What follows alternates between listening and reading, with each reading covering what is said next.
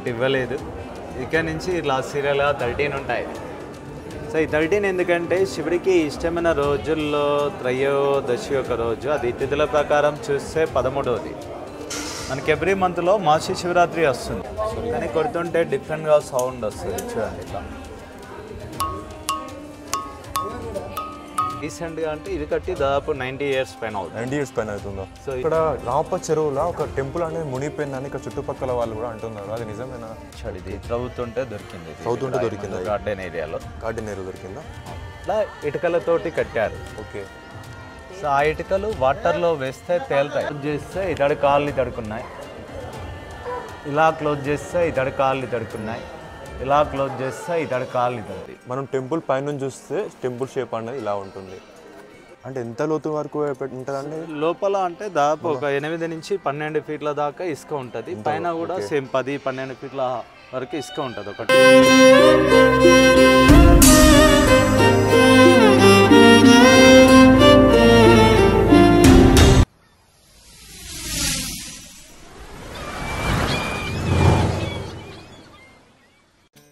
Welcome back to మీ వినర్ YouTube channel మామ. ఈరోజు మనమైతే రామప్ప టెంపుల్ అయితే ఉన్నాం కదా. ఈ రామప్ప టెంపుల్లో రహస్యపు చరిత్ర ఏంటిది, ఈ రామప్ప టెంపుల్ ప్రత్యేకత ఏంటిది, మనం డీటెయిల్గా తెలుసుకుందాం ఈరోజు. అసలు ఎవరి ద్వారా తెలుసుకుందాం అంటే ఇక్కడ గైడ్ అనే వాళ్ళు ఉంటారు కదా, ఆ గైడ్ ద్వారా అయితే మనం డీటెయిల్గా తెలుసుకుందాం. ఎందుకంటే మనకంటే ఈ టెంపుల్ గురించి ఒక 50% తెలిసి ఉంటుంది. మనం గైడ్ ద్వారా వెళ్ళాం అనుకోండి, ఒక 100% మనం దీని గురించి తెలుసుకోవచ్చు. ఇలాంటి మరెన్నో వీడియోస్ కోసం మన యూట్యూబ్ ఛానల్ తప్పకుండా సబ్స్క్రైబ్ చేసుకొని లైక్ చేయండి, షేర్ చేయండి. ఇలాంటి మరెన్నో వీడియోస్ వస్తూనే ఉంటాయి. తప్పకుండా ఇలాంటి వీడియో ఇంకెవరికైనా ఉపయోగపడుతుంది కాబట్టి వాళ్ళకి తప్పకుండా షేర్ కూడా చేయండి. ఇప్పుడు మనమైతే గైడ్ దగ్గర అయితే ఉన్నాం. ఇప్పుడు ఈ టెంపుల్ గురించి అయితే గైడ్ ద్వారా తెలుసుకుందాం. అన్న మీ పేరేం పేరేనా? నా పేరు గోరంటల విజయ్ కుమార్. అన్నతోనైతే మనం ఇప్పుడు కంప్లీట్గా ఈ ఇన్ఫర్మేషన్ అయితే తెలుసుకుందాం. అసలు రహస్యపు చరిత్ర ఏంటిది, దీని ప్రత్యేకత ఏంటిది కూడా డీటెయిల్ తెలుసుకుందాం అమ్మ. సో మనకి దేవాలయం ఇది కాకతీయ రాజుల టైంలో నిర్మాణం జరిగింది. ఓకే. కాకతీయ రాజుల తరపున వాళ్ళ సేనాధిపతి అయిన రేచెల్ల రుద్రయ్య గారు మనకి టెంపుల్ని నిర్మాణం చేశారు. ఓకే. ఇది 40 years కట్టారు. 1173లో స్టార్ట్ చేసి 1213లో కంప్లీట్ చేశారు. కట్టడానికి మనకి 40 years పట్టింది. కట్టి ఇప్పటికీ 812 years అవుతుంది, 812 సంవత్సరాలు అవుతుంది. ఫస్ట్ దీన్ని రుద్రేశ్వర ఆలయం అని పిలిచేవారు. అంటే లోపల ఉన్న శివలింగాన్ని కాకతీయ రాజు అయిన రుద్రదేవుడు ప్రతిష్ఠించారు కాబట్టి ఆయన పేరు మీదుగా రుద్రేశ్వర ఆలయం అని. ఈ శిల్పాలను చేసిన శిల్పి రామప్ప. సో అతని పేరుపై మన రామప్ప టెంపుల్ అని. అంటే శిల్పి పేరు వల్ల టెంపుల్ అనేది ఉన్నది అన్నట్టు. ఓకే. సో మనకి శిల్పి పేరు పిలవబడే ఏకైక కట్టడం ఇదే అని అనుకోవచ్చు. అలాగే శిల్పి పేరుతో పాటు దేవుడి పేరు కూడా శ్రీ రామలింగేశ్వర స్వామి గారు, అలా కూడా రామప్ప టెంపుల్ అని అంటున్నాము. సో దీన్ని ఇదే ప్లేస్లో కట్టడానికి కారణం ఏంటంటే ఇది కట్టిన రేచెల్ల రుద్రయ్య గారు కాకతీయుల సర్వసైన్యాధ్యక్షుడు, ఏరియాకి సామంతరాజు కూడా. ఆయన ఒక యుద్ధంలో గెలిచిన దానికి గుర్తింపుగా ఇక్కడ గుడి పక్కన చెరువును నిర్మాణం చేశారు. మనం ఇక్కడ గమనించినట్లయితే ఇవి గజకేసరి విగ్రహాలు. ఇవి ఒకే స్టోన్లో 3 శిల్పాలను ఇచ్చాడు. కింద ఏనుగు ఉంది కదా, ఏనుగు తొండం మీద సైనికుడు ఉన్నాడు, ఆ పైది సింహం. సో గజకేసరి అనేది కాకతీయుల బిరుదు. ఆ బిరుదుని చూపించడానికి ఇలా గుడి చుట్టూ 28 చెక్కారు, కానీ 2 పోయినవి. అలా బంజీకల్ అని అంటాం. ఇక్కడ 3 ద్వారాలకు వీటిని ఇచ్చారు, 12 ఉంటాయి. ఒక్కో దాంట్లో దాని నీడను పుట్ట మీద పడుతున్నట్లుగా ఇచ్చాడు. ఆ లాంగ్ చైన్ కింద షాడో ఉంది. ఆ షాడోను కూడా చెక్కాడు. మన నీడ అయితే ఎండ పడుతుంది, అది ఎండతో సంబంధం లేదు. అది మార్నింగ్ నుంచి ఈవినింగ్ వరకు ఏ టైంలో చూసినా నీడ అలానే కనిపిస్తుంది. బ్లాక్ స్టోన్లో షార్ట్. రీసెంట్గా మీరు ఇప్పుడు ఇవే కట్టించినా లేకపోతే? ఇవి ఆర్కియాలజీ డిపార్ట్మెంట్ వారు ఎక్స్ట్రా సపోర్ట్ కట్టారు. ఇవి రీసెంట్గా అంటే ఇది కట్టి దాదాపు 90 years పైన అవుతుంది. 90 years పైన అవుతుందా? సో ఈ గులాం యజ్దాని అని ఆర్కియాలజికల్ ఫస్ట్ డైరెక్టర్, ఆయన 1920sలో ఇక్కడ విజిట్ చేశారు. 1920s. సో ఆ తర్వాత మనకి టెంపుల్కి ఎక్స్ట్రా ప్రొటెక్షన్ ఇచ్చారు. సో వాళ్ళు చేయబట్టే మనం ఇంకా ఇవి కొంచెం చూడగలుగుతున్నాం అని చెప్పుకోవచ్చు. సో బిఫోర్ ఇండిపెండెన్స్ నిజామ్స్ టైంలో కూడా మనకి వాళ్ళ హెరిటేజ్కి ప్రిఫరెన్స్ ఇచ్చి ప్రొటెక్షన్ ఇచ్చారు. మనకి ఇప్పుడు ఇది అని ఇక్కడ చెరువు దగ్గర కానీ గన్పూర్ కోట ఊళ్ళలో కానీ మనం చూస్తే ఈ సపోర్ట్ పిల్లర్స్ కనిపిస్తుంటాయి. ఇవన్నీ వాళ్ళ టైంలో నిజామ్స్ టైంలో కట్టినవి. సో ఇక్కడ ఒక సర్కస్ లేడీలా ఇచ్చాడు, మృదంగం వాయిస్తున్నారు ఈమె. ఆమె కాళ్ళ కింద మనం చూస్తే సర్కస్ లాంటి విన్యాసాలు కనిపిస్తాయి. కాళ్ళ కింద మధ్యలో కరసాం చేస్తున్నట్లు, ఇటు అటు ఒకరిపై ఒక నిల్చొని కర్ర సుత్తి పట్టుకొని కొడుతున్నారు కాళ్ళ కింద. సో ఇట్లాంటివి గాడీలలో సర్కస్లలో చూస్తాం, అప్పుడే అలాంటివి ఉన్నట్లు తెలుసుకోవచ్చు. కాకతీయ రాజుల టైంలో దేవుడికి అందులో ప్రసాదాలు వండేవారు, నైవేద్యాలు తయారు చేసేవారు. ఇప్పుడు రీసెంట్గా ఇదంతా కూలగొట్టినట్టున్నారు కదా ఇక్కడేమో. అది కూలగొట్టడం కాదు, కొంత కూలిపోయి ఉంటే మొత్తం కట్టడానికి ఆర్కియాలజీ డిపార్ట్మెంట్ వారు ఇప్పి పక్కన పెట్టారు. ఇప్పుడు ఆ రాళ్ళన్నీ కూడా పక్కన దీనివే. ఓకే. ఇప్పుడు ఆ ఇసుక కుప్పలు కూడా దీనివే. కాకతీయ కట్టడాలు మొత్తం కూడా ఇసుక మీద కట్టారు. దాన్ని సాండ్ బాక్స్ టెక్నాలజీ అంటాం. అంటే సాండ్ బాక్స్ టెక్నాలజీ అంటే వాళ్ళు బిల్డింగ్ కావాల్సిన షేప్లో 2 నుంచి 3 ఫీట్ల వరకు మీటర్ల వరకు మట్టి తీసి ఇసుక నింపి తడుపుకుంటూ ఏనలతో తొక్కించి ఆ పైన రాళ్ళు పేర్చేవాళ్ళు. అంటే ఎంత లోతు వరకు ఉంటుందండి లోపల? అంటే దాదాపు ఒక 8 నుంచి 12 ఫీట్ల దాకా ఇసుక ఉంటుంది. పైన కూడా సేమ్ 10-12 ఫీట్ల వరకు ఇసుక ఉంటుంది. ఒక టెంపుల్కి వచ్చి దాదాపు ఒక 18 నుంచి 20 ఫీట్స్ దాకా శాండ్ ఉంటుంది. ఇక్కడ దాకా మనకి ఇసుకే ఉంటుంది. ఇక్కడ కూడా ఈ పై రైట్ ఇస్తే చుట్టూ ఎడ్జ్లోనే ఒక 5-6 ఫీట్ల వరకు రాళ్ళు ఉంటాయి. మధ్యలో మొత్తం ఇసుక నింపేస్తాయి. మధ్యలో అది సాండ్ బాక్స్ టెక్నాలజీ అంటాం. కాకతీయ కట్టడాల టెక్నాలజీ ఇది. సో దానివల్ల బెనిఫిట్ ఏంటంటే భూకంపాలు వచ్చినప్పుడు బిల్డింగ్ షాక్ అబ్జర్వర్లా పనిచేసి సెటిల్ అవుతూ ఉంటుంది ఇసుక వల్ల, కానీ కూలిపోదు. దానివల్ల గట్టిగా ఉంటుంది అన్నట్టు. గట్టిగా ఉంటుంది. సో మనకి ఇప్పుడు మనకి రీసెంట్గా అయోధ్యలో రామ మందిరం కట్టారు కదా. అవునవును. అది కూడా సేమ్ టెక్నాలజీ. అది మన దగ్గర నుంచి ఇక్కడ నుంచి తీసుకుని వాడింది అది. ఓకే. సో అది కట్టేటప్పుడు ఫౌండేషన్ ఈ టెక్నాలజీ వాడితే బాగుంటుందని అప్పుడు సెంట్రల్ టూరిజం మినిస్టర్ ఉన్న కిషన్ రెడ్డి గారు ఇక్కడ నుంచి ఎక్స్పర్ట్స్ని పంపించి ఇదే టెక్నాలజీ గురించి చెప్పి ఈ టెక్నాలజీ వాడే విధంగా చేశారు. ఈ సాండ్ బాక్స్ టెక్నాలజీ కాకతీయుల టెక్నాలజీది, ఎర్త్క్వేక్ రెసిస్టెన్సీ. చివరిది చూస్తే ఈమె ఒక ట్రైబల్ లాగా అడవిలో వేట చేస్తున్నారు. ఆమె చేతిలో బాణము, పైన అడవిలో చెట్లని ఇచ్చాడు, వాటి తీగలు కూడా అల్లుకున్నట్లు ఇచ్చాడు. అవునవును. ఆమె వేట చేసి అలసిపోయి ఆ చెట్ల కింద విశ్రాంతి తీసుకున్నట్లు ఇచ్చాడు. ఆ ఫేస్లో డల్నెస్ కనిపిస్తుంది. కాళ్ళు చూడండి, బొటన వేలుకి 2 వేలకి గ్యాప్ ఉంది. ఆ 2 వేలకి మట్టెలు ఉన్నాయి. సో పెళ్ళైన స్త్రీలు మట్టెల్ని వాడడం అప్పటి నుంచి వెళ్ళే సాంప్రదాయంగా వస్తువులు తెలుసుకోవచ్చు. ఇక్కడ పక్కన చూస్తే ఇప్పుడు వాడుతున్న నగలన్నీ కనిపిస్తాయి. పై చేతి ఉంగరాలు, గాజులు, మెల్లోని హరాలు ఇవన్నీ కూడా సాంప్రదాయంగా వాడుతున్న వాళ్ళు తెలుసుకోవచ్చు మనం. రాగిని నాగిని అంటాము. నాగిని సాంగ్ కూడా ఉన్నట్టుంది కదండి. అవును. వీటి మీద డాక్టర్ సినారే గారు రామప్ప గుడిలో వెలిసిన రాగినివో నాగిని అనే పాట రాశారు. సో ఆ పాట ద్వారా ఎక్కువ ఫోకస్ అయ్యి ఆ పాట విన్న వాళ్ళు వచ్చి ఇప్పటికీ అడుగుతుంటారు పెద్దవాళ్ళు. సో మన జనరేషన్ కంటే మనం పెద్దవాళ్ళు వచ్చి అడుగుతుంటారు.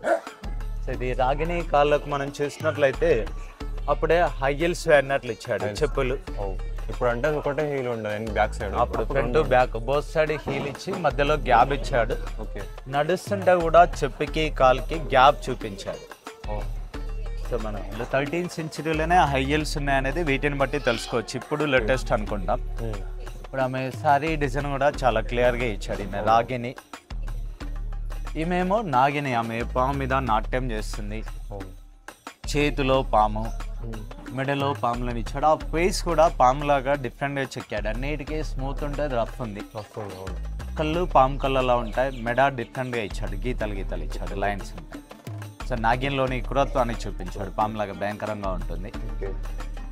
ఈ నాగిని శిల్పాన్ని అటు చివరి శిల్పాన్ని బాగున్నాయని నిజామ్స్ ఉన్నప్పుడు ఒక ఆఫీసర్ తీసుకుపోయి ఆయన ఇంట్లో పెట్టుకున్నాడు. ఓకే.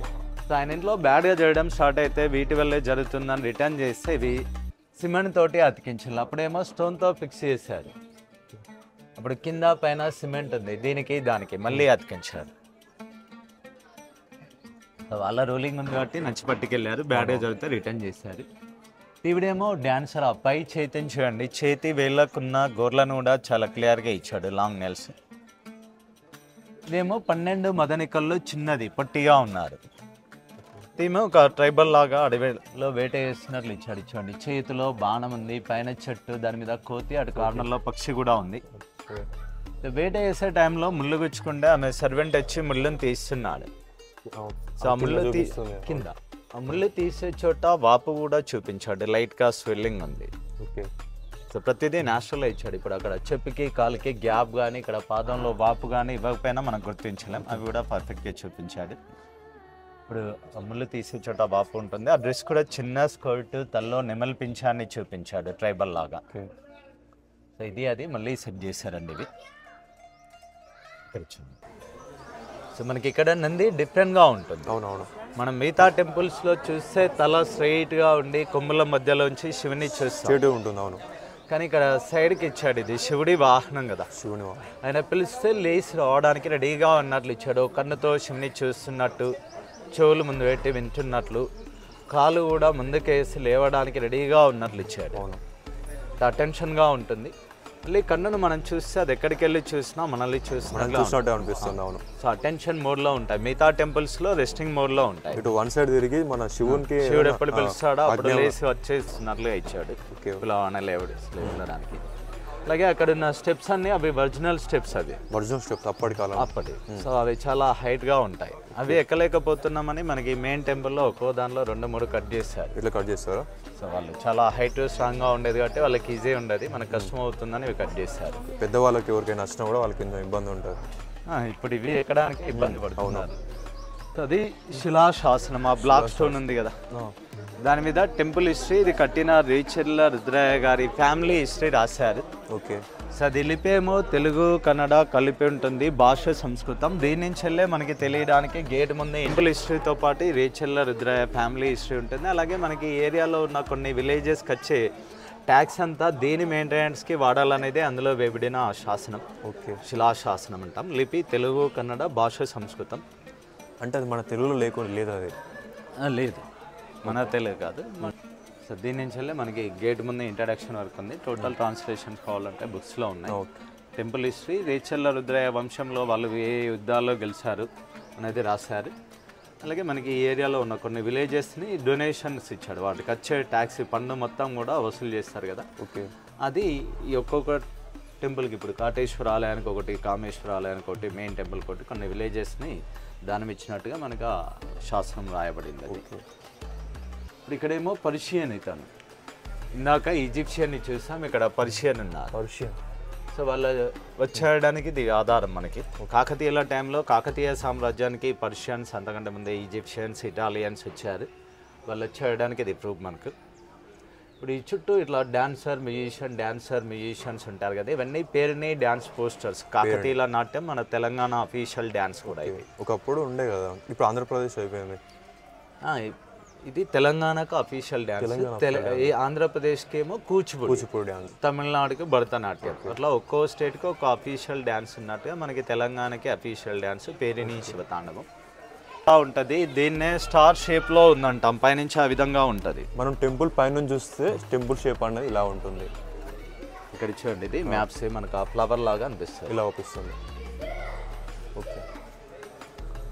ఈ ఏనుగులను గమనించినట్లయితే ఒకదాని వెనకాల ఒకటి ప్రదక్షిణ చేస్తున్నట్లు ఇచ్చారు.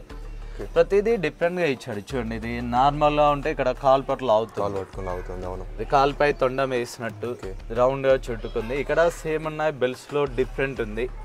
ఇక్కడ 2 ఉన్నాయి, ఇక్కడ లేవు. ఇలా గుడి చుట్టూ 526 ఉంటాయి, అన్నీ డిఫరెంట్గా ఇచ్చాడు, ఏ 2 ఒకేలా ఉండవు. సో వీటినే చెక్కడానికి కారణం ఏంటంటే అప్పుడు ఈ స్టోన్స్ తీసుకురావాలన్నా, ఇవి పైకి ఎత్తాలన్నా ఏనుల్ని వాడారు. ఇప్పుడు మనం క్రేన్స్ యూజ్ చేసినట్టు అప్పుడు ఏనుల్ని వాడారు కాబట్టి ఆ సహాయానికి గుర్తింపుగా ఇచ్చాడు. ఓకే. ఇచ్చాడండి, కళ్ళల్లో రాజరూపాన్ని ఇచ్చాడు. కళ్ళు పెద్ద వేసి కోపంగా ఉంది ఈమె.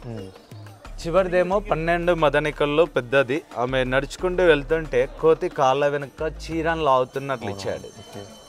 సో ఒక చేతితో చీరను పట్టుకొని మరో చేతితో కోతిని పడుతున్నారు. ఆ చేయి డ్యామేజ్ అయింది. ఆమె ఇయర్ రింగ్స్ చూస్తే ఆ రోజుల్లో వాళ్ళు ఎంత పెద్ద రింగ్స్ వాడిననే తెలుసుకోవచ్చు. ఇట్లాంటివి మళ్ళీ వాడుతున్నారు ఇప్పుడు. ఆ జుట్టు కూడా చాలా పెద్ద కప్పు ఉంది. ఆమె కూడా కోతిని కోపంగా కొడుతున్నారు. సో మనకి ఈ 2 కోపంగా ఉన్నాయి. ఇక్కడేమో నార్మల్గా ఉంటే లాస్ట్ది నవ్వుతుంది. డిఫరెంట్ ఎమోషన్స్ ఇచ్చారు. Last one.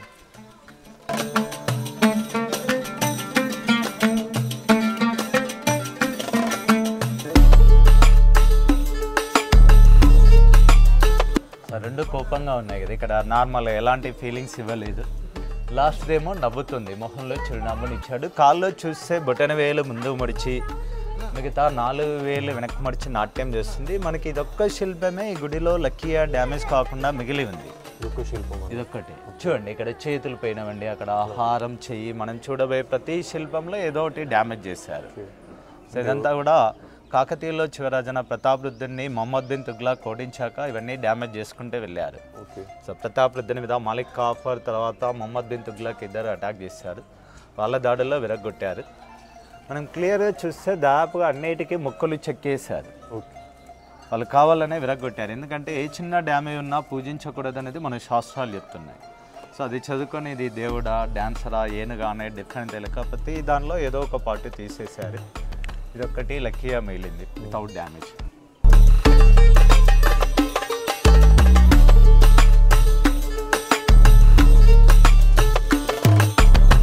మనకు అక్కడక్కడ కొన్ని శృంగార భంగిమలు ఇచ్చాడు. అప్పుడు సెక్స్ ఎడ్యుకేషన్ కొరకు ఇట్లా పెట్టేవారు. ఇప్పుడంటే బుక్స్ పిక్చర్స్ ఉన్నాయి, ఇప్పుడు ఇలా పెట్టేవారు. ఇప్పటికీ మన సంప్రదాయం ప్రకారం కొత్తగా పెళ్ళైన జంటల్ని టెంపుల్ పంపించడానికి ఇది ఒక కారణం. ఇది ఎడ్యుకేషన్ పర్పస్. సో ఇప్పుడంటే బుక్స్ పిక్చర్స్ ఉన్నాయి, ఇప్పుడు ఇలా పెట్టేవారు. అప్పుడు ఇలా ఉండేది అన్నట్టు. ఇప్పుడు ఇదేమో డబుల్ కలర్ స్టోన్ అండి, ఇది పెయింట్ కాదు. పెయింట్ అయితే పైనే ఉండాలి కదా, ఇక్కడ విరగొట్టారు. విరిగిపోయినా లోపల డబుల్ కలర్స్ ఉన్నాయి. అప్పుడే ఇలాంటి స్టోన్స్ ఉన్నాయి అవైలబుల్. సో వాళ్ళు డిఫరెంట్ కనుక అలాంటి మల్టీ కలర్ స్టోన్ యూజ్ చేస్తారు. ఈ స్టోన్ కూడా చూస్తే రఫ్ ఉంది కదా, మనం టచ్ చేస్తే చాలా స్మూత్ ఉంటుంది. చాలా రఫ్ ఉంది అసలు స్టోన్ కూడా. ఇటుకలతోటి కట్టారు. ఓకే. సో ఆ ఇటుకలు వాటర్లో వేస్తే తేలుతాయి. సో అవి ఇక్కడ కనిపిస్తున్నాయి చూడండి. మనకి ఈ టెంపుల్కి ఉన్నట్టుగా ఓపెన్గా ఉండేది ఫస్ట్. ఈ టెంపుల్కి ఉన్నట్టు. కానీ నీళ్ళల్లో తేలేంత లైట్ వెయిట్ అనేసరికి నిజంగా తేలుతాయా లేదా అని ప్రాక్టికల్గా చూడడానికి వచ్చిన విజిటర్స్ అంతా తీస్తుండే వాళ్ళంట. సో అలా తీయకుండా ఇది 1983లో ఆర్కియాలజీ డిపార్ట్మెంట్ వారు పైనుంచి ప్లాస్టరింగ్ చేశారు 42 years బ్యాక్. సో ప్లాస్టరింగ్ చేయకముందు ఆ ఇటుకలు కూడా ఇలానే ఉండేది. అంటే ఫస్ట్ స్టార్టింగ్ టెంపుల్ అనేది మందిర్ ఇలానే ఉండే అన్నట్టు. అలానే ఇటుకలు కనిపించేది. ఓకే. అలా ఉన్నప్పుడు నీళ్ళలో తేలితే అనేసరికి అందరికీ చూడాలనే క్యూరియాసిటీ తోటి తీస్తున్నాను. అది తీయకుండా ఆర్కియాలజీ డిపార్ట్మెంట్ వారు కవర్ చేశారు. ఇప్పుడు అది కూడా శివాలయం మోడల్ టెంపుల్. అది ఇది కట్టేటప్పుడు దాన్ని కట్టి దాన్ని చూసుకుంటే ఈ మెయిన్ టెంపుల్ని కట్టారు. ఓకే. కాటేశ్వర ఆలయం అంటాం. శివలింగం నంది ఉన్నాయి. కాటేశ్వరం ఆలయం ఓపెన్ ఉన్నదా? లోపల పూజలు చేయలేదు. అది శివలింగం నంది రెండు డ్యామేజ్ అవ్వడం వల్ల పూజలు చేయడం లేదు. మనకి మోడల్ టెంపుల్ చూడండి, అది మనం చూస్తే సేమ్ మోడల్లో ఉంటుంది. మండపానికి ఫ్లవర్స్ ఉన్నాయి, గర్భగుడికి గోపురాలను ఇచ్చారు. ఓకే. ఇక్కడ అలానే ఉంటుంది చూడండి. మండపం దాకా 4 వరుసల శిల్పాలు ఇచ్చి గర్భగుడికి గోపురాలు రుద్రాక్షమాల డిజైన్ ఇచ్చారు. సో దాన్ని కట్టి దాన్ని చూసుకుంటే మెయిన్ టెంపుల్ని కట్టారు కాటేశ్వర ఆలయం. అంటే ఫస్ట్ ఈ టెంపుల్ ముందు ఈ టెంపుల్ కట్టారు. ఫస్ట్ దాన్ని కట్టి దాన్ని చూసుకుంటే మెయిన్ టెంపుల్ మిగతా కాంప్లెక్స్ అంతా కట్టారు. నమూనా ఆలయం అది. సో ఇవి పడిపోయి అంటే ఆర్కియాలజీ డిపార్ట్మెంట్ వారు అటు టెంపుల్ ఇప్పినట్టుగా ఇవి ఇప్పి కట్టారు. ఇది నంది టెంపుల్ కిచెన్ మళ్ళీ కట్టారు. దీనికేమో ఇలా చుట్టూ సపోర్ట్స్ ఇచ్చారు. ఇది 1920sలో ఇచ్చారు కదా సపోర్ట్ అనేది, నిజాం కాలంలో, నిజామ్స్ టైంలో. ఓకే. సో ఇవేమో నవగ్రహ ఆలయాలు, కానీ విగ్రహాలు లేవు, పోయినవి. 3 వైపులా 3 ఉన్నాయి, అన్నీ పోయినవి. ఈ కింది బ్లాక్ స్టోన్ ఏమో సోమసూత్రం. ఇక్కడ కింద స్టోన్ పైప్ ఉన్నట్టు పైన కనెక్షన్ ఉండాలి. అది విరిగిపోతే ఈ మధ్యలో ఆర్కియాలజీ వాళ్ళు ప్లాస్టిక్ పైప్స్తో యాడ్ చేస్తారు. ఇది సోమసూత్రం. లోపలికి వస్తున్నాయి ఇక్కడ ఏనుగులు. ఓకే. ఇది ఎగ్జిట్ అన్నట్టు బయటకు వెళ్తుంది. సో ఇలా రావాలి అలా వెళ్ళాలనేది చూపించారు. ఎంట్రన్స్ ఇలా ఉండి మళ్ళీ ఎగ్జిట్ ఇలా ఉంటుందని చూపిస్తున్నారు. ఇట్లా ఏనుగుల ద్వారా చూపిస్తున్నారు. ఓకే. ఆయన అన్ని స్టోరీస్ ఇచ్చాడు. ఇది గజాసుర సంహారం అనే స్టోరీ అండి. ఇది వినాయక చవితి స్టోరీ. ఓకే. ఇప్పుడు ఇక్కడ రౌండ్గా చూస్తే తాబెల్లా ఉంది కదా, ఇక్కడ ఇది ఏనుగు చూడండి. ఆ నటరాజు కింద ఏనుగు తొండం ఉంది, కాళ్ళు ఉన్నాయి. ఆయన తల మీద ఏమో తోక కాళ్ళని ఇచ్చాడు. అంటే గజాసురుడు అనే రాక్షసుడి పొట్టలోకి శివుడు వెళ్ళి ఆయన పొట్టను చీల్చుకొని వస్తున్నాడు. ఇతడి తల్లనే వినాయకుని పెడతారు. ఇక్కడ సెకండ్ లాస్ట్ వన్ వినాయకుని ఇచ్చారండి. ఇది వినాయక చవితి స్టోరీ. ఇంకా ఇక్కడ మనం చూస్తే వినాయకుని పక్కన కాలభైరవుడు, ఇంద్రుడు, బ్రహ్మ, విష్ణుమూర్తి, చివరిలో కుమారస్వామిని ఇచ్చాడు. గజాసుర సంహారం. ఇక్కడేమో గోపిక వస్త్రాపరణం ఇచ్చారు. మంచి గోపిక. సో ఇక్కడ గోపికలు స్నానం చేస్తుంటే ఆ డ్రెస్సులను శ్రీకృష్ణుని తీసుకెళ్ళి చెట్టు పైన కూర్చున్నట్టు, తర్వాత గోపికలు వచ్చి వేడుకుంటున్నారు. ఇది గోపిక వస్త్రాపరణం. ఇది కోలాటం, ఫోక్ డ్యాన్స్. ఇది చెక్కడంలో కూడా శిల్పి నైపుణ్యాన్ని ఇచ్చాడు. కాళ్ళ మధ్యలో, కార్ల మధ్యలో, చేతుల మధ్యలో గ్యాప్స్ ఉన్నాయి. అంటే వాళ్ళు చేస్తుంటే ఏ ఒక్కడి పైన మొత్తం ఫ్రెష్గా చేయాలి. ఎంత జాగ్రత్తగా చేసిందని తెలుసుకోవచ్చు. సో కాకతీయుల టైంలో ఇక్కడ నాట్యాలు జరిగేవి. నాట్యాన్ని స్టార్ట్ చేసే ముందు నటరాజుకు నమస్కారం చేసుకోవాలని పైన మిడిల్లో నటరాజ స్వామిని క్లాసికల్ డాన్సర్స్ నటరాజుకు నమస్కారం చేసుకొని స్టార్ట్ చేస్తారు. మధ్యలోది నటరాజ స్వామి. ఈ చుట్టూ ట్రయాంగిల్స్లోనేమో అష్టదిక్పాలకులు. ఇక్కడ ఈస్ట్లో ఇంద్రుడు ఉంటారు, సౌత్ ఈస్ట్లో అగ్ని, సౌత్లో యముడు, సౌత్ వెస్ట్లో నిరుతి, వెస్ట్లో వరుణుడు, నార్త్ వెస్ట్లో వాయువు, నార్త్లో కుబేరుడు, నార్త్ ఈస్ట్లో ఈశాన్యుడు. మనకి 4 దిక్కులు 4 మూలలు, ఒక్కో దిక్కి ఒక పాలకుడు ఉంటారు, అష్టదిక్ పాలకులది. ఓకే. సో దేవతలు రాక్షసులు కలిసి అమృతం గురించి పాల సముద్రాన్ని చిలుకుతున్నారు. అది వాసుకి పాము, తోకవైపేమో దేవతలు, తలవైపు రాక్షసులు ఉండి మధ్యలో మందర పర్వతాన్ని చుట్టి చిలుకుతారు. ఈ చిలికాక విషం ఐరావతం కామధేని ఆ మిడిల్లో అమృత కలుషం మీద పామునిచ్చాడు. లెఫ్ట్లో విష్ణుమూర్తి, ఆ పక్కన విష్ణువు మోహిని రూపంలో అమృతాన్ని పంచుతున్నారు. అదే ఇక్కడ చిన్న కూడా ఉంటుంది, చిన్నగా రథం కనిపిస్తుంది ఇలా. సో రథం మీద రథసారథి శ్రీకృష్ణుడు, వెనకాలేమో సత్యభామ బాణం పట్టుకొని ఉంది. వీళ్ళకెదురుగా నరకాసురుడు ఏనుగుపై వస్తున్నాడు. సో ఇక్కడ సత్యభామ నరకాసురుడిని చంపుతున్నట్లు వీళ్ళ సైన్యమేమో ఇక్కడ ఫైట్ చేస్తున్నారు కత్తులు డాలతో. దీపావళి స్టోరీ నరకాసురుడు. సో మనం ప్రతి పండుగకు ఒక సపరేట్ స్టోరీ ఉంటుంది, అది చూపించాలి. సో ఇక్కడ ఒక స్పెషాలిటీ ఉంది. ఇక్కడ ముగ్గురికి 6 కాళ్ళు ఉండాలి, కానీ ఇక్కడ 4 కాళ్ళని చెక్కి 6 కాళ్ళలాగా చూపించారు. చూడండి, ఇలా క్లోజ్ చేస్తే ఇతడి కాళ్ళు ఇతడుకున్నాయి, ఇలా క్లోజ్ చేస్తే ఇతడి కాళ్ళు ఇతడుకున్నాయి, ఇలా క్లోజ్ చేస్తే ఇతడి కాళ్ళు ఇతడుకున్నాయి. ఉండాల్సింది 6 కాళ్ళు, ఉన్నవి 4. కానీ ఒక్కొక్కరి చూస్తే ఎవరి కాళ్ళు అలా కనిపిస్తాయి. 4 కాళ్ళతోటి 6 కాళ్ళలాగా చూపించారు.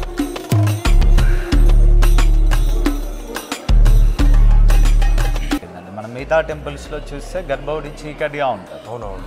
కానీ ఇక్కడ మార్నింగ్ నుంచి ఈవినింగ్ వరకు ఇక్కడ ఉన్నంత లైటింగ్ లోపల ఉంటుంది.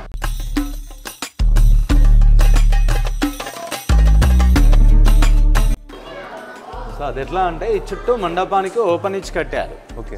అలా కట్టడం వల్ల సూర్యుడు ఏ డైరెక్షన్లో ఉన్న ఈ పిల్లర్స్ మీద పడ్డ లైట్ లోపలికి వెళ్తుంది. చూడండి, మనకి ఇక్కడ టార్చ్ వేస్తే కింద లైట్ రిఫ్లెక్షన్ కనిపిస్తుంది. అవునవును. ఇక్కడ టార్చ్ రిఫ్లెక్షన్ ఇక్కడ వేస్తే అక్కడ కింద పడుతుంది, అట్లా లోపల దాకా వెళ్తుంది. చూడండి, ఆ లోపల గోడ మీద అబ్జర్వ్ చేయండి. ఓకే. ఇక్కడ వేస్తే లోపల కనిపిస్తుంది. అంటే వీటి మీద సూర్యకిరణాలు పడుతూ లోపలికన్నా రిఫ్లెక్ట్ అవుతుంది. సూర్యుని కాంతి సూర్యుడు ఏ డైరెక్షన్లో ఉన్నా ఈ చుట్టూ మండపానికి గోడ సగం కట్టి వదిలేయడం వల్ల ఈ పిల్లర్స్ మీద పడి లోపలికి వెళ్తుంది. ఇక్కడ వేస్తే ఆ లోపల రిఫ్లెక్షన్ కనిపిస్తుంది ఆ గోడ మీద. ఇటు వేసినా వెళ్తుంది. చూడండి, ఇక్కడ వేసినా మనకు ఆ గోడ పై రిఫ్లెక్షన్ తెలుసు. అవునవును. సో అట్లా మార్నింగ్ నుంచి ఈవినింగ్ వరకు ఈ పిల్లర్స్ మీద పడ్డ సన్లైట్ రిఫ్లెక్ట్ అవుతూ లోపలికి వెళ్తుంది. సో మనకి ఇటు వేస్తే ఇటు వస్తుంది, మీ ముందు వస్తుంది. ఓకే. అలా ఈ 4 పిల్లర్స్ పై పడ్డ సన్లైట్ 4 సైడ్ రిఫ్లెక్ట్ అవుతూ గర్భగుడిలోకి వెళ్తుంది. అలా ఇక్కడ ఏదైతే లైటింగ్ ఉంటుందో సేమ్ లైటింగ్ దేవుడి మీద ఉండడం ఇక్కడ స్పెషాలిటీ. ఈ పిల్లర్ చూడండి, ఇక్కడ బ్లాక్ పిల్లర్స్ 4 ఉన్నాయి. 3 ఒకేలాగా చెక్కేది డిఫరెంట్గా ఇచ్చాడు, అన్నిటికంటే సన్నగా ఉంటుంది. మళ్ళీ ఇక్కడ అన్నిటికీ కార్వింగ్స్ ఉన్నాయి. ఇక్కడ ప్లేన్ ఇచ్చి సొట్ట పెట్టాడు. ఎందుకంటే ఈ గుడి యొక్క శిల్పకళ చూసి కన్ను దృష్టి అనేది తలవకుండా ఒక లోపాన్ని ఇచ్చాడు. మనం ఇదంతా చూసి ఇంత బాగుంది అనుకున్నాం కదా, దీన్ని చేసేసరికి ఇదేంది ఇట్లా ఎక్కిండు అని మన కాన్సన్ట్రేషన్ డైవర్ట్ అయ్యే విధంగా ఇచ్చాడు. సో అక్కడ చెక్కడం మర్చిపోయింది అనుకుంటామని అవి తీసుకొచ్చి ఈ సైడ్లో ఇచ్చాడు. ఏ పిల్లర్కి ఈ ప్లేస్లో ఇవ్వలేదు, ఇక్కడ పెట్టారు. ఓకే. సో ఇక్కడ అన్నిటికీ డిజైన్స్ ఉన్నాయి, ఇక్కడ రొమాంటిక్ పోస్టర్స్ ఉన్నాయి. ఓకే. ఈ పెన్ను కూడా మెటల్ని కొడితే ఎలా సొట్టబడుతో అలా ఇచ్చాడు. కొంచెం వెనక్కి వెళ్ళి ఇచ్చాడండి, శంఖం లాగా ఉంటుంది అక్కడ. శంఖం ఇచ్చారు.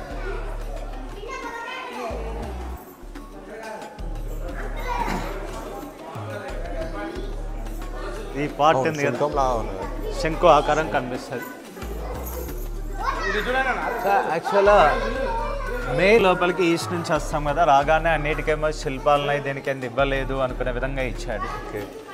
సో మనకు ఆ పక్కనే ఎందుకంటే అది ఆగ్నేయం, ఇది ఆగ్నేయంలో అగ్ని ఉంటాడు. ఓకే. సో అగ్నిలో దిష్టి అంతా దహిస్తుందని అలా ఇచ్చాడు. మన ఇళ్ళలో కూడా జనరల్గా దిష్టి తీసి పొయ్యిలో వేస్తారు. ఎందుకు వేస్తారంటే దిష్టి అంతా అగ్నిలో మంటల్లో కాలిపోతుందని అలా చేస్తారు. సో మన కిచెన్ కూడా అగ్నిలో కట్టుకోవడానికి కారణం అది, అగ్ని ఉంటారు. ఓకే.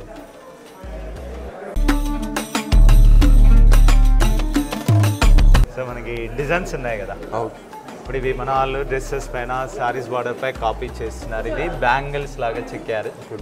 ఇందులో వచ్చేస్తే మనకి ఇట్లాంటి హోల్స్ ఉన్నాయి. ఓకే. ఇప్పుడు ఎలక్ట్రికల్ మిషనరీ ఉన్న కర్రల్లో చేయాలన్నా ఇంపాసిబుల్ ఇది. ఓకే.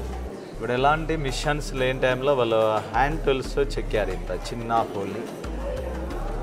సో ఇవి చుట్టూ ఇవ్వలేదు, జస్ట్ 13 వరకే చెక్కారు. చూడండి, ఇవ్వలేదు. ఇక్కడ నుంచి ఇలా సీరియల్గా 13 ఉంటాయి. సో ఈ 13 ఎందుకంటే శివుడికి ఇష్టమైన రోజుల్లో త్రయోదశి ఒక రోజు, అది తిథుల ప్రకారం చూస్తే 13వది. మనకి ఎవ్రీ మంత్లో మాసి శివరాత్రి వస్తుంది, అది త్రయోదశి రోజే వస్తుంది. అలా చేసి ఉంటాడని అనుకోవచ్చు. అలాగే మనకి ఇప్పుడున్న క్యాలెండర్ తోటి ఇది కంపేర్ చేస్తే కట్టడం పూర్తి చేసింది 13th సెంచరీ. తర్వాత టోటల్ హ్యాండ్మేడ్, ఈ పాలిషింగ్ కూడా హ్యాండ్మేడ్, మిర్రర్ షైనింగ్ కనిపిస్తుంది. కేక్ వల్ల విరిగిపోయిన ప్లింత్ బీమ్స్. ఓకే. ఇప్పుడు పైన ఎట్లా బీమ్ ఉందో అలాంటి కింది బీమ్, దీని ఎడ్జ్లో పిల్లర్ ఉంది, కింద ఏమో ఇసుక ఉంది మొత్తం. ఓకే. మనం చూసాం కదా, ఎంతమంది చూసినాం. సో అది ఇక్కడ 17th సెంచరీలో ఎర్త్కేక్ వచ్చినప్పుడు లోడ్ పిల్లర్ మీద ఉంది కాబట్టి పిల్లర్స్ దిగిపోయి, ఇప్పుడు ఇది అది ఒకటే స్టోన్ ఇక్కడ విరిగిపోయింది. ఇటు దిగి ఇవి విరిగి పైకి వచ్చాయి. ఇప్పుడు ఆ మధ్యలో నాట్య మండపం తోటి ఈక్వల్గా ఉండాల్సిన భీములు పిల్లర్స్ సెటిల్ అయ్యి విరిగి ప్యాక్లు వేసాయి. తర్వాత అన్నీ ఒకే రకంగా విరిగేసరికి ఒక డిజైన్ లెక్క అనిపిస్తుంది. ఓకే. సో ఇసుక వల్ల బెనిఫిట్ ఇది. ఓకే. ఇసుక లేకపోతే మొత్తం కంప్లీట్గా కూలిపోయేది. సో ఇసుక వల్ల బెనిఫిట్ ఇది. ఇక్కడ 17th సెంచరీలో 7.8 ఎర్త్కేక్ వచ్చింది. ఓకే. దాన్ని ఎఫెక్ట్ తట్టుకొని ఇలా ఉంది. అంటే మొత్తం ఇట్లా అయిపోయింది అన్నమాట, అన్ఈవెన్ అయింది. ఇప్పుడు మనం 5-6 రిక్టర్ స్కేల్ మీద 6 దాటింది అనుకో ఎర్త్కేక్. ఓకే. మొత్తం కూలిపోతుంది. ఇది 7.8 వచ్చిన జస్ట్ సెటిల్ అయి ఆగిపోయింది. ఓకే. ఇది ఒకసారి నాట్య మండపం గురించి చెప్పారు. సో ఇందాకే చెప్పాను కదా, కాకతీయుల టైంలో ఈ ప్లేస్లో నాట్యాలు జరిగేవి. ఓకే. సో నాట్యాన్ని మొదలుపెట్టే ముందు నటరాజుకు నమస్కారం చేసుకోవాలని పైన మిడిల్లో నటరాజ స్వామిని ఇచ్చాడు. ఇప్పటికీ మన క్లాసికల్ డ్యాన్సర్స్ నటరాజుకు నమస్కారం చేసుకుని స్టార్ట్ చేస్తారు. ఓకే. ఆ మధ్యలోది నటరాజుని ఇచ్చారు.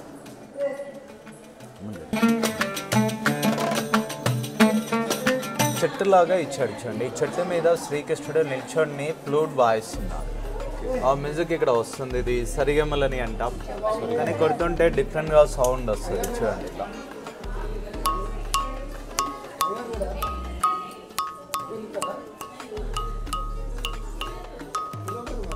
ఇక్కడే ఇది రాదు, ఇక్కడే వస్తుంది, చేంజ్ అవుతూ ఉంటుంది. దాన్నే సరిగమలు అంటాం. ఇది ద్వారపాలికలు. ఇది ఇక్కడ చూడండి, లోపలికి వెళ్ళేటప్పుడు స్వాగతం పలుకుతున్నారా మనకి. ఇక్కడ బయటకు వస్తుంటే ప్రసాదంగా అడ్డి పండిస్తుంది. సో ఇక్కడ కూడా మనం అలా వెళ్ళి ఇలా రావాలనేది చూపించాడు. దీని 3 ఎగ్జిట్ అన్నట్టు. ఇది పేరుని డ్యాన్స్. సో బయట చెప్పాను కదా మీకు, పేరుని నిత్యం, పేరుని శివతానం అంటాం. మధ్యలోనేమో డ్యాన్సర్స్, అటు ఇటు మ్యూజిషియన్స్ని ఇచ్చాడు. అన్నీ డిఫరెంట్గా ఇచ్చాడు. ఈ నాట్యం కాకతీయ రాజులు యుద్ధానికి వెళ్ళే టైంలో వాళ్ళ సైన్యంలో ప్రేరణ కలిగించడం కొరకు ఈ పేరుని నిత్యాన్ని చేపించేవారు.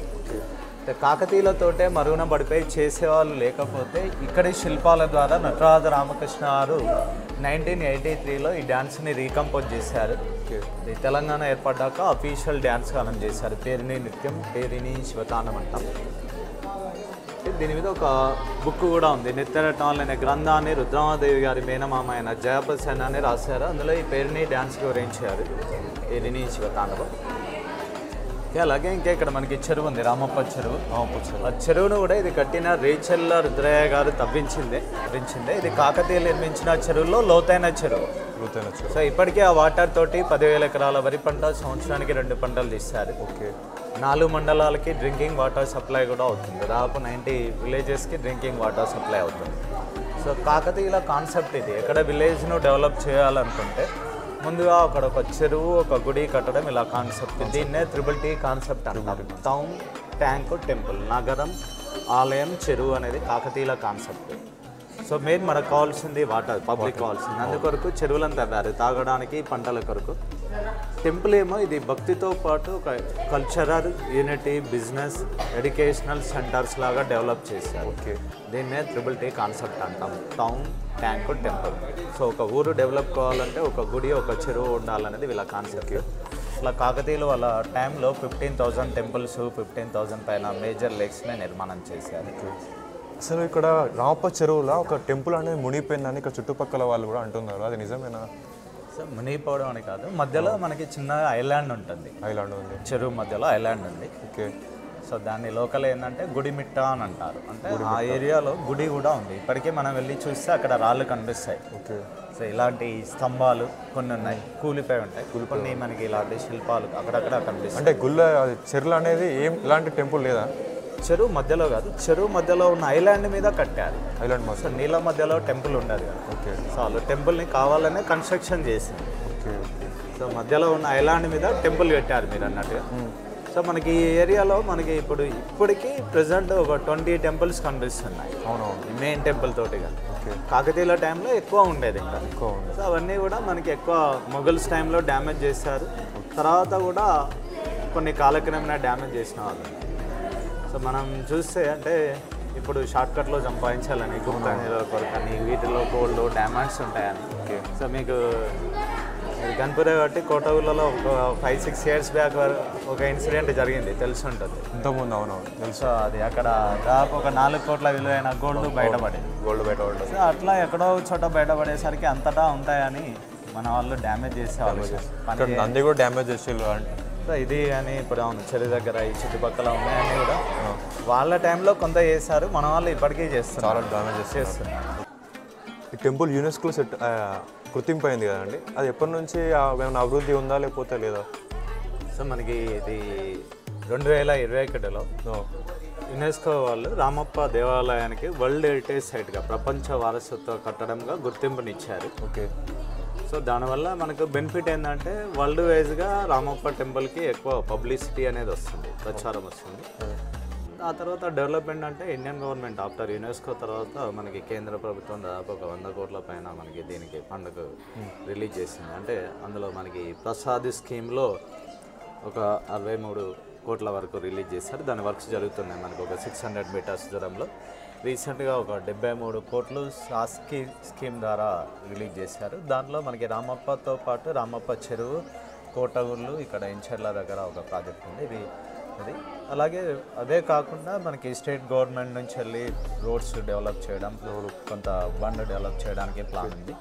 అలాగే మనకి సెంట్రల్ ఆర్కియాలజీ డిపార్ట్మెంట్ నుంచి వెళ్ళి మనకి రీసెంట్గా ఒక 3 కోట్లతోటి మనకి 2 years బ్యాక్ అది కాంపౌండ్ వాళ్ళు తీసుకెట్టారు. ఇది ఈ టెంపుల్ 12 కోట్లతోటి మనకి రీకన్స్ట్రక్షన్ చేయడానికి వర్క్స్ జరుగుతున్నాయి, మనం చూడొచ్చు. ఓకే. సో అది 26 వరకు వీళ్ళు కంప్లీట్ చేయాలనేది టార్గెట్. అప్పటి వరకు 50% పూర్తయినా మనకు బెటర్. 26 నెక్స్ట్ ఇయర్ వరకు అనేది టెంపుల్ అనేది మంచి నీట్గా ఇంకా డెవలప్ అనేది అవుతుంది. అది ఎందుకంటే ఇప్పుడు మనం చూస్తున్నాం కదా, ఈ టెంపుల్ ముందు అనేది ఇక్కడ కొత్తగా కడుతున్నారు.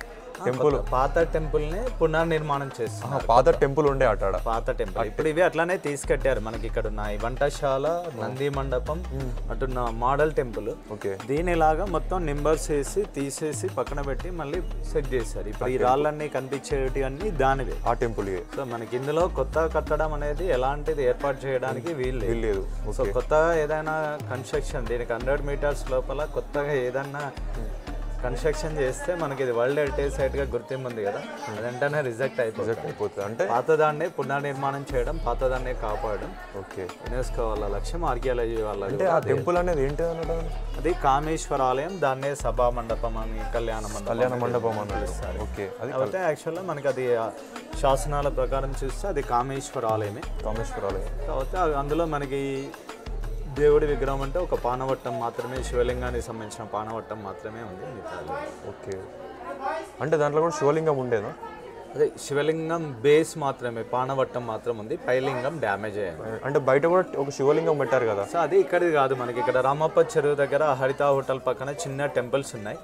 సో అందులో ఒక టెంపుల్లోంచి దీన్ని ఎత్తుకెళ్తుంటే వాళ్ళు ఈ విలేజ్ వాళ్ళని పట్టుకొని తీసుకొచ్చి ఇక్కడ పెట్టడం జరిగింది.